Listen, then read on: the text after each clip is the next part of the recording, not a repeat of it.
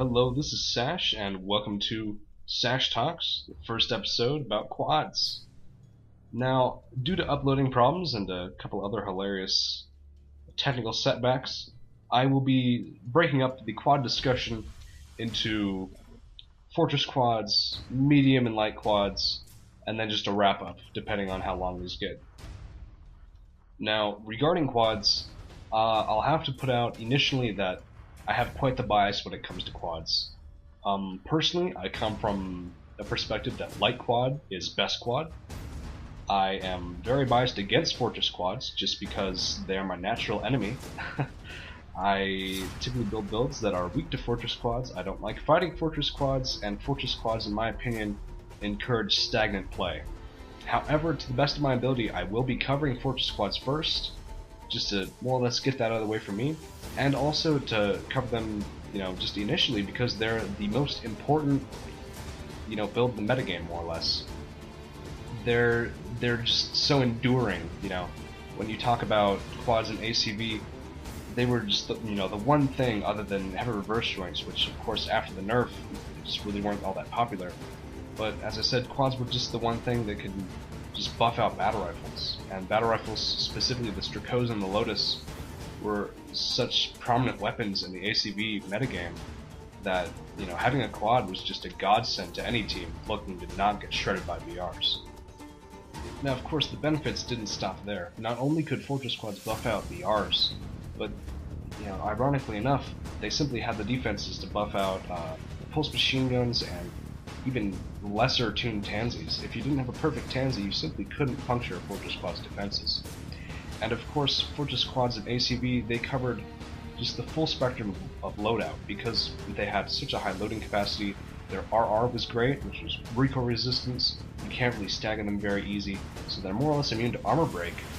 And at that point, well, really they're just a pain in the ass to deal with. So intrinsically, quads are just really bulky. And also, they have an innate ability to just float places. So if you boost up in the air with any normal AC, you'll slowly float back to the ground. However, with a quad, you stay in the air much longer than normal. So using this technique in a combination of just all the stats that a quad has, as well as the sort of innate fact that the standard quad frame for Fortress Quads and ACV included dual shoulder, you could have, say, dual shoulder snipers with a sniper cannon, up front. You could use Kurosawas, and whatever weapons you chose, you could simply float into position and get off your shots and then get back in cover whenever you needed to. And of course, because quads could float, they could control engagements very well, because they could get out in the open, which typically you wouldn't want to be in, but because a quad can get height advantage and stay there for a very long period of time, then it becomes extremely hard for any other build to really just engage into a quad. Considering that they're almost at height ceiling, and FCS's diagonally stretched, of course, have a harder time just getting range on things, a quad can poke away at you from a good distance away and good height. You won't be able to fight back, and it'll just steamroll you. And of course, this is really why I don't like fortress quads, because back in ACV, because of dual shoulder units being so prominent on fortress quads, they would run, either dual shoulder missiles or dual shoulder subcomputers, which if you're running dual shoulder subcomputers back in ACV, you're obviously running sniper rifles or BRs or something. So back to BRs again. Quads both buff out BRs and use BRs themselves because simply they have access to them. You could easily stack a quad frame with dual snipers and dual BRs, and dual subcomputers, of course. And since you're running the Animus arms, which were of course the most prominent Fortress Quad arm, there was really no loss to that.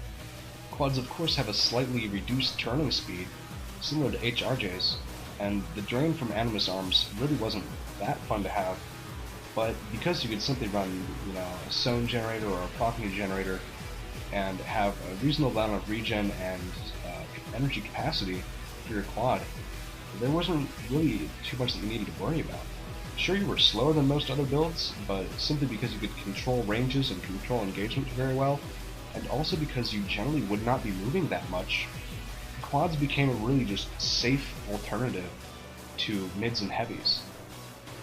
So in summary, with access to a really bulky frame, very safe defenses, and a really special floating ability, quads really just came into their own light as this sort of fortressy, bulky, hard to deal with thing that could, DPS you or snipe you or do whatever, and really just be almost impervious to most kinds of damage. That said, however, quads aren't invincible. Quads have a slight mobility problem in close range engagements. They'll bottom out of energy really quickly, just trying to mash out boosts to get away from their target, because their strength is in controlling range. If you take away that range, a quad will not really have anything better to do than just sit there and die. Unless it's a close range lightweight quad which can get away, it's pretty much condemned to death if you can get up on a quad, stay in its space, and if it doesn't have DPS weapons to deal with you. So back at ACB, most quads carried snipers. If you can catch a quad with snipers out, the worst thing that's going to happen to you is that you'll take maybe 6 or 7k worth of damage, but after that you have free rank. Now what I mean by that is, your opponent's snipers are on reload, they can't fire back, and you just have to do as much damage to that quad as possible and then disengage. Of course, this is where controlling the engagement comes in handy for the quad, because if the quad is in the open and you rush out to attack it, well, if you have to retreat back to cover, or else the quad can just sit there and keep attacking you. And if it's in the air, you have to pursue it in the air as well. If you're not also a quad, then you'll eventually sink back down to the ground, and you'll then be out of range at the quad. The problem then, of course, is that you can't fire back on the quad, and the quad can get back to sniping you, and it will of course be retreating, getting back to cover, trying to get hype once more, and it'll just repeat the process of giving you a heck of a hard time engaging into it. Of course, the ultimate nightmare in this situation is if the quad is using Kurosawas. If the quad is pop-shotting you with the Kurosawa and you come out to engage it, you're sponging about 10k worth of AP damage straight to the face, and that is not a happy day for an AC. So, getting off of that rant for a little bit, and moving into, what you're actually going to see on the battlefield today, in, I guess, the modern generation of Armored Core, Verdict Day, is quads have a lot more variety now. For example, a quad can carry a 12-shot Sawa, or a 4-shot Sawa, or even a 40-shot Sawa, and at the same time they can run a sniper without having to actually have sub-computers. Now, of course, sub-snipers are more common than UD-sub snipers, but the Zlatko, given the buff that it got, does not need a heck of a lot of lock-on support. So you'll see quads in this generation running a weird variety of parts, FCSs, and just general loadout things. But of course, gear for a Fortress quad is typically centered around mid to long range combat, or just general steamroll or DPS. Fortress quads nowadays, of course, have access to shields, and so a Fortress quad can simply buff out everything that it needs to conventionally, and then rely upon a KE shield to stop sniper attacks, while it can poke back with the Kurosawa. That said, fighting a quad like this can be incredibly frustrating, because one, most of your effective weapons are going to be ineffective, and the vast majority of your actual effective damage output on a quad can be completely trivialized by the addition of a KE or TE shield. For example, I might use a plasma gun to try to attack quads. Well, while they can still mitigate that with keeping damage and range on me, if I do get up close and they have a TE shield, I have to break that before I can actually hurt the quad. The same thing goes with snipers. If I'm running snipers and I want to snipe this quad, I need to have something to break their KE shield. However, the things that I'd be using to break said KE shield are typically going to be ineffective against that quad. Most snipers will like to run a CEMG to break KE shields. Well, a CEMG is grossly ineffective against Fortress quads. That's, 1k CE attack against maybe 2500 CE defense, and that's just a waste of time. So once again, we sort of have to turn back to the Kurosawa as a way of dealing with quads. And well, you can mitigate damage from a Kurosawa with a TE shield. I mean, sure, it'll probably break it, but you're still sponging a shot. So really, what do you do then? The Fortress quad pretty much buffs out, well, everything, foreseeably. Depending on the addition of a KE shield or a TE shield, a quad can pretty much be immune to the vast majority of the weapons in the metagame. That said, however, plasma missiles are extremely effective against quads of every variety, so logically, Fortress quads are no different. However, because plasma missiles are relatively uncommon, you generally don't have to worry about that unless you're in ranked and you're doing some hard counters. And while I will advocate plasma missiles on tanks, that'll be for another episode. So for right now, we're going to focus on why quads are just this good. At least on paper, Fortress quads have just been buffed like crazy in this generation. With the addition of retrofitted parts, quads can take KE heads into combat and still have decent camera performance, good drain, and of course, quads can run the traditional TE heads such as the CLI and the Chromai. And even though those things have a lot higher drain in this generation, they're still really good at the defenses.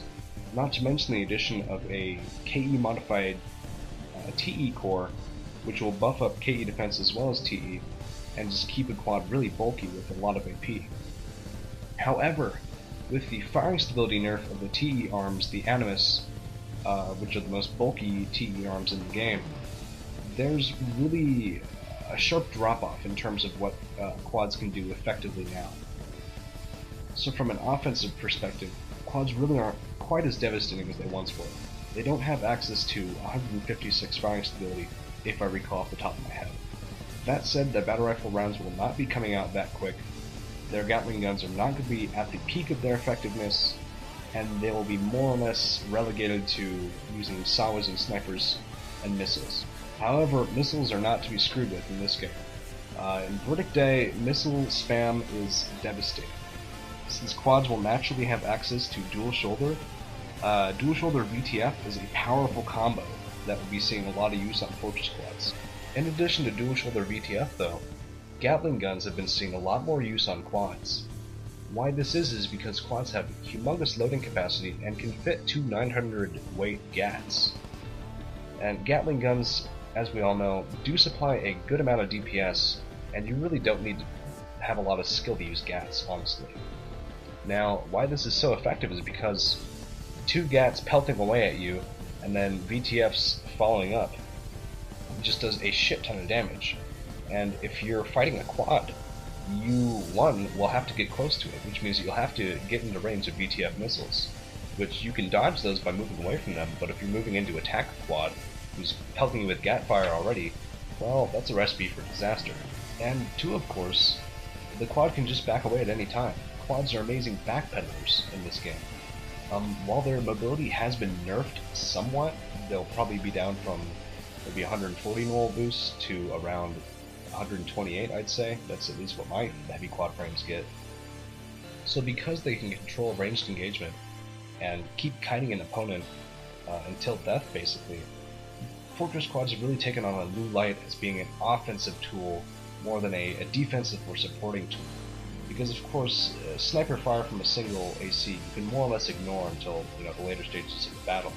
However, if you have a really bulky, threatening quad design loading towards your team and just unloading Gatling gun fire, if you don't have a KE shield, you're kind of screwed. But of course, quads have a way of dealing with KE shields. They'll run SAWAs, and SAWAs are devastating, in their own right. Couple that with Gatling gun fire and VTFs, there's not a lot of builds out there that can sustain an engagement with a quad like that for very long at all. So that said, quads are threatening at a distance and also close up. Because of VTFs and volley play coupled with SAWA fire, it's very hard to engage a quad and very hard to escape from a quad. So, in saying so, quads are really just the bane of people that just want to go head to head, people that enjoy damage races, because a quad typically will win damage races.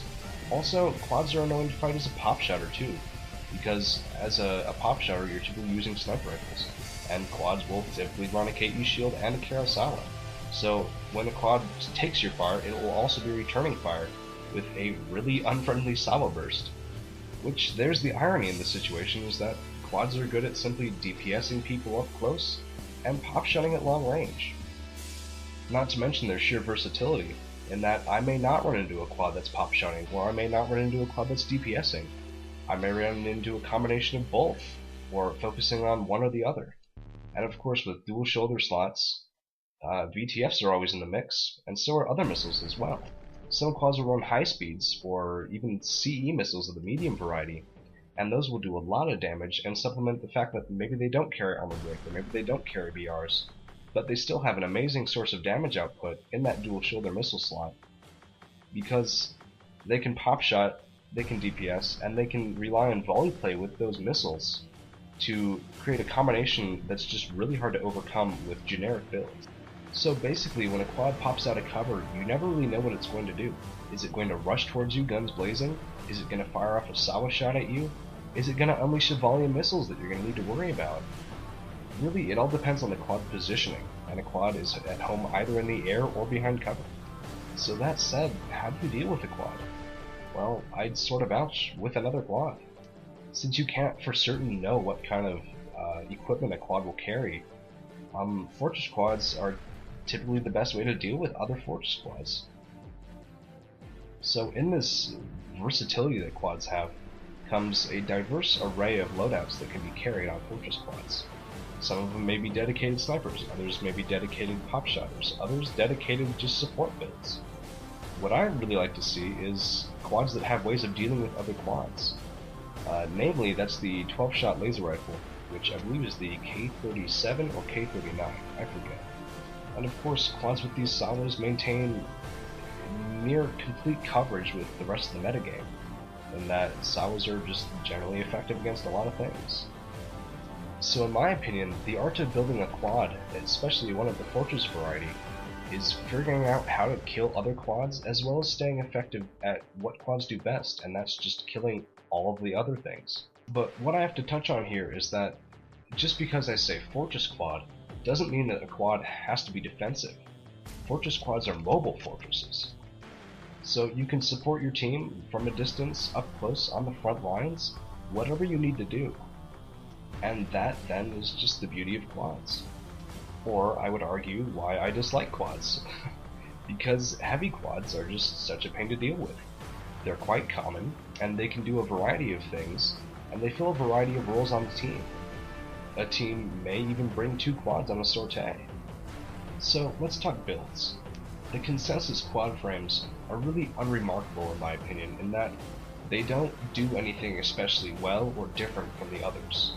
So for example, they all maintain more or less the same amount of bulk, the same defenses, and the same mobility. Weapon loadout, however, is altogether more important for a quad, as it really determines what it's going to do. Since we're talking about fortress quads here, we're really limited to talking about true fortress quads, which are more of a defensive, shield-oriented variety, long-range quads, which are more sniping and just general coverage and supporting teammates, and then also the true sniper quads, which of course make use of the quad's innate ability to reduce the fire rate of cannon-type weapons when in ready position. So this is like the specialty of tanks to use cannon-type weapons just in general. Now, true sniper quads you don't see all that often. Most people will simply make use of the quad's high defenses and recoil resistance to just plow through people as opposed to using a more finesse-oriented approach of a sniper cannon. However, that's not to say that sniper cannon users don't exist. They certainly do, and they're certainly pretty good. Though they don't exactly have a place in today's metagame because they're just rather uncommon, and you really can't prepare for fighting a sniper cannon, unless you are of course using a sniper cannon yourself, and may want to carry a KE shield so that you don't need to worry about incoming sniper fire while you're sniping, in ready position of course, as then your mobility is limited and you can't dodge. For me, I find the true root of the Fortress Quad, I guess the true defense of the Fortress Quad, to be most comfortable for me. The variant that I use uses turrets as sort of a distraction and an extra fortification tool to just keep me protected, keep my teammates supported, and help me distract opponents while I line up shots with my big Sawa, or sniper rifle, or battle rifle. Hell, I also use missiles. But I don't play like that very often, because I don't find it too much fun for me to simply sit up there in the sky and just drop turrets down on people and be annoying while pop shouting and sniping from a good distance away, and then coming in later to clean up with a battle rifle close range with a heck of a lot of VTF missiles that do way too much damage. However, that's probably a lot of fun for some people. If you don't want to get, in the thick of it too often, but you also want to be reasonably bulky, good defenses, and tanky enough to support your team, even if you're not always in the thick of combat, well, then a Fortress Quad is for you. Actual long-range quads, however, are more precise and more suited for players that like a little bit of finesse in their playstyle, but still don't like being in the thick of combat too much. They can certainly take a lot of hits, and they will be doing a lot of trading with enemy snipers. However, sniper quads will typically rely on Kurosawas and a variety of other long-range weaponry to get their damage across. For example, some people like to pair high-speed missiles with the armor break supplied from a 12-shot Kurosawa to do a heck of a lot of damage on the KE side and TE side simultaneously. Or they may opt for a more battle rifle oriented approach and sort of snipe from afar. However, some people like to take the long-range quads loadout and tune it more for a mid-range approach, using sub-battle rifles in a more of an offensive role, sticking close to their teammates, getting up close and personal, and really just dumping a lot of fire on their opponents. And that's the beauty of long-range quads, in that they can function up close range quite fine as well. However, the easiest quad to pilot by far in the Fortress variety is simply dual GAT, whatever kind of missile you want, and dual shield. This gives you a heck of a lot of bulk, you're very protected and insulated from enemy fire, and it takes no skill to hold down both triggers. So if you're new, I'd recommend that kind of quad, which is precisely the build that I'll be getting into first, which uses, I would say, the consensus Fortress quad frame, which, given its two other variants and the similarities between the two, there isn't a whole lot of difference. However, given the choice, I use the one that I'm going to talk about first. Why I prefer this personally is because the CLI is just a very comfortable head for me. It offers better camera performance than the Scarlet head, and even though the Scarlet head does bump up the TE defense to buff out unamped knuckle pulse guns, I will still say that those are rare enough to be a non-factor in this. I mean, for one, the Gatling guns are super easy to use, the VTFs come out surprisingly easy, and the shields are almost natural to switch into depending on what kind of damage you're taking. That said, you can tank a lot of damage up close anyways, and since you'll be fighting at virtually any range, you can substitute either one of your shields for a battle rifle or even a Kurosawa and just go to town on your opponents. While of course using a Kurosawa on this sort of a frame would imply more of a higher level of EN management on your part, it's still probably a better option than using two shields. However, if you want to make a UNAC, I'd say use this exact frame, because it works for me, and it works for a heck of a lot of other people. But still, I find this to be more or less a soulless approach to the Fortress Quad, as well as the other few frames, which simply have a couple of small variances in AP defenses, etc. In general, they don't offer a whole lot of originality, and in my opinion, this kind of a team role and this kind of an AC are best left to be piloted by a UNAC. But of course, they're incredibly annoying to fight against, and if you have two players bearing down on you with a quad like this, then that situation will demand a lot of cooperation with your teammates, or right predictive loadout on your part. However, if you're a blader, well, then these kinds of quads are easy targets. Now, these other frames, more sniper-oriented quads, these favor more of a playstyle that has a lot of situational awareness, has a lot of knowledge of the flow of battle, and can really put shots where they count, command teammates from a good height perspective, and just support friendlies as much as possible. And also, this is one of the more common quad frames that you'll see in 1v1s, just because it has a mix of close range and long range elements, a little bit of DPS thrown in, and it's still very safe because of course it's a Fortress quad. Though still, it's important to remember that this is primarily a long range quad, and its effective ranges, though they may be very diverse, long range is still where it's most effective. That's where the SAW will be hitting, and that's where you'll be safe from enemy fire, more or less. So like I said, this favors more of an indirect style of play. If you want to be more direct, you use more of an assault variant of this, which will opt out of sniper rifles and shields for more of a full-on offensive approach, which works out to reasonably long range, but is still most effective in close, damage racing, and using the quad's kind of just massive bulk against the opponent, and forcing a confrontation which the quad will win because of its superior firepower as well as its superior AP. However, for some, these kind of quads are easy to play around because their attack patterns are very predictable. If I scan the opponent and I see the 12-shot Sawa and I see VTF missiles, I know he's going for volley play, and I know how that works, and I know how I'm going to dodge those missiles and evade that Sawa. Similarly, if it's an assault variant, I recognize that it's got a UBR interposer or something, and I know that it's going to come in and try to rush me, so then I can back off, get a more conservative position, get better height advantage on this quad, and then just play it out in the long game, whittle it down and kill it. However, why these quads are especially effective is because in team fights, most of the time you will not have time to pay attention to the fortress squad that's attacking you. Since there are 3 other enemy ACs to worry about, sometimes an enemy fortress squad is just lost in the thick of the fighting. However, why these are super annoying is because they've got humongous amounts of AP, and it can be very discouraging to see a target that has about 40k left on it, and you think that you've been fighting, for maybe 2 or 3 minutes trying to whittle down at least somebody on your enemy team. And this is where quads can be most effective, is when they function as pivots for other teammates. They can shift into position and take fire for another teammate which may be having a harder time sponging bullets, which quads are really quite good at doing. And of course, a quad will be bringing in maybe a fully charged Sawa or a full lock of VTFs into this new confrontation.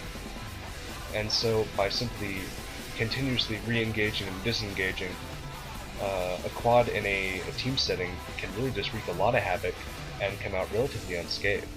However, what you don't want to have a quad do is focus on one enemy for too long. This is what happens when your quad gets bogged down, because if your quad is attacking someone in a team fight, the rest of their teammates are going to say, hey, look, there's the quad, we need to get rid of it. Of course, if your quad is a sniper variant, well, you'll usually be left alone until the very last stages of the battle, when you can simply be overwhelmed by a sheer number of ACs.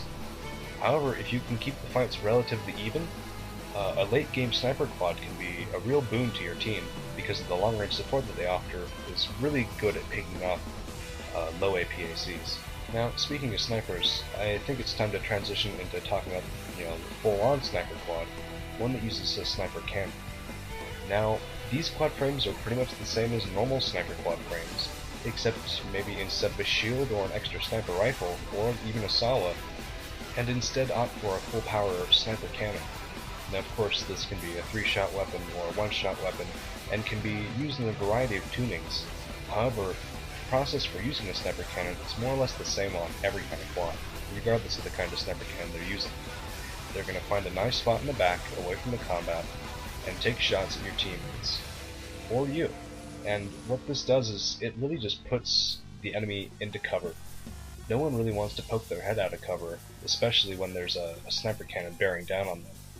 Of course, these things can do just about as much damage as Sawas, if not more. And certain quad legs, especially the fortress quad legs, which have a conveniently high recoil buffering stat, they'll get sniper cannon shots downrange very, very quickly, almost astonishingly. An unprotected tank that's out of cover can actually be stun locked and killed by a lone sniper cannon. And this, of course, is quite an intimidating weapon, but oftentimes a paper tiger. If the enemy notices that there's a sniper quad posted up undefended in the back, they can simply run over there and kick it, or do other nasty things. So typically a full-on sniper cannon quad, since they'll be normally reluctant to purge their sniper cannon, they'll carry a CQC deterrent, as I'll call it. Namely maybe plasma missiles to catch lightweights or midweights trying to engage, or other tetrapods trying to move in to line up a Sawa shot. However, some sniper cannon quads will sometimes run a TE or KE shield, depending on the enemy's preference of weapons. This means that they'll be able to mitigate maybe other sniper cannon shots, or powerful Sawa rounds intended for them. Personally, I find the sniper cannon more of a utility weapon. If I don't need a shield on a build, I'll probably attack on a sniper cannon, especially if it's a fortress quad. However, this doesn't work quite the same on light quads, but on fortress quads it can be definitely a really nice handy thing to have, especially if you're unsure what to run. Granted, sniper cannons do take a bit of skill to use. You can't just tack one on and expect results immediately. However, results with the sniper cannon are definitely terrifying. You can practically keep an entire team in cover, or completely eliminate an enemy AC from the fight. Now, that's enough about how good fortress quads are. I apologize for how long the video's been, but really, there's quite a lot to cover. Now, moving on to how to kill these bad boys, well, I'll try to make it as short and sweet as possible. For one thing, you can rely on trying to snipe these with combined fire from your teammates, or if it's a 1v1, try to carry a variety of long-range weapons to try to pick apart a quad before it can really get to you. Of course, this may require you to have a shield along to try to mitigate sniper fire or Kurosawa shots. Still, it's really important to keep pressure on a quad, because if you can get up close to it and get it out of energy, it really can't fight back that well unless it's a DPS thing. But speaking of DPS weapons typically aren't very effective against quads because of the sheer defenses that quads tend to have. However, there are certain effective weapons which have an element of DPS to them that can be effective against quads. For example, laser rifles that are more or less uncharged can be tap fired at quads for a really good amount of damage, and this damage comes out relatively quickly, and since it's TE firepower, quads typically don't have the defenses to buff these out. That said, you can do a heck of a lot of damage to a quad up close in a relatively short amount of time, and there's really nothing they can do about it. However, if the quad is carrying a TE shield, it will stop this kind of attack pretty well. Still, you can try to get behind a quad. Personally, I have great success in simply boosting above and behind a quad, or under and behind, just with the normal glide boost, and then quick turning around after hitting the ground and turning off my boosters. This way I can get a little bit of a momentum and get behind the quad and then turn really quickly and exploit the quad's lower than average turning performance to get a few shots off before I can get back into cover. This also typically displaces the quad from their own cover because they won't exactly know where you are and they'll have to readjust themselves to get a bead on you. However, this strategy doesn't work very well in team settings, because moving in to attack a quad close range and ending up behind it typically puts you on the enemy side of the map, and that exposes you to their firepower as well. So you may be thinking that you're only attacking a quad. Well, you're really attacking into an entire team, and their firepower will punish you very, very severely. However, luring a quad out of position can be a really big help for your team. Fortress quads are slow, and you can exploit this by baiting them to attack one of your teammates, and then surrounding it when it comes out to attack, because it won't be able to retreat back to the safety of its teammates unless the teammates come with. In much the same manner, you can make the teammates overcommit to attack with the quad to try to support it. That way you can lure them into your defenses or into another trap that you have set up, say with a cannon tank. Most effective is just to simply double team a quad. If you catch one in the open, just glomp it. And really, I can't think of a better way to do it. Just find a buddy and, well, pick a quad. One of the better ways to do this is to simply use the quad that's on your team to take fire from the enemy quad, and then utilize one of your other teammates to get above or behind the quad, get a decent angle on it, and just start dumping damage on it. Quads are typically too slow, especially Fortress quads, to dodge VTFs, so if you have a lighter build that can use VTFs on quads, and if the quad is already distracted with, say, a bulky member of your team, like a heavy or another quad, then they typically won't be able to dodge the missiles in time, and you'll be able to get a lot of good damage on a quad. That said, your opponents can exploit this tactic on you, so keep your quad safe in comparison to the enemy quad. If your quad is overextended, well, it's a prime target for enemy Sawa fire, especially from angles where the quad's shields might not protect it. That or the pilot of the quad may not even notice that there's a Sawa charging or aimed at it, in which case, well, it's taking free damage for the enemy. In this way, it's pretty easy to wear down a quad. Repeating that process maybe 2 or 3 times will really thin out a quad's AP number, and you'll be able to attack it more freely. But this is mostly because the quad's pilot will be more or less discouraged to attack, since with lower AP numbers, the quad really can't overcommit to any single engagement, so it'll have to back off more frequently. This can give you or your teammates more time to get into better position and attack the enemy team or harass the quad further. Like I said, harassing a quad 1v1 is a really effective way to try to take control of the engagement away from the quad and into your hands, because once you can take AP lead from a quad, you force them to fight on your terms instead of having to fight on theirs, which typically wouldn't be much fun for you, since you're either attacking into a fully shielded quad with GATs and VTFs, or fully charged Sawas that are floating off the air somewhere just waiting to beam you in the face. And remember, if you're harassing, make sure that the quad doesn't land 4 or 5 shots in succession on you, especially if they're trying to rely on volley play. Several missiles will easily even out the difference in AP that you've gained by harassing the quad, and well, then you'll have to repeat the process all over again, this time with a higher chance of failure.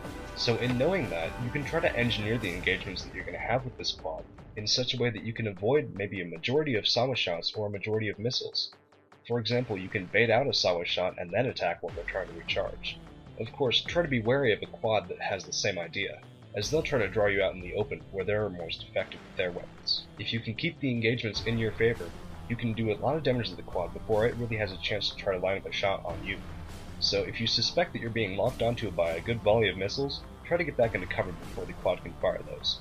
Similarly, if the quad is shrouded in a great big blue glow, you'll probably want to stick in cover until that goes away, as that means that you're going to take a Sawa shot straight to the face if you come out of cover. Keep in mind that a Fortress quad build is really hard to go wrong with. As long as you're aware of your position in regard to your opponent and your teammates, well, there's really not a lot stopping you from completely controlling an engagement and dictating the pace of a fight.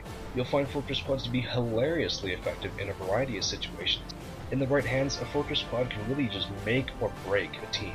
They aren't highly competitive, but their firepower and defenses make them a huge threat on the battlefield, and one not to be taken lightly. Ultimately, a Fortress squad or two on your team will win matches.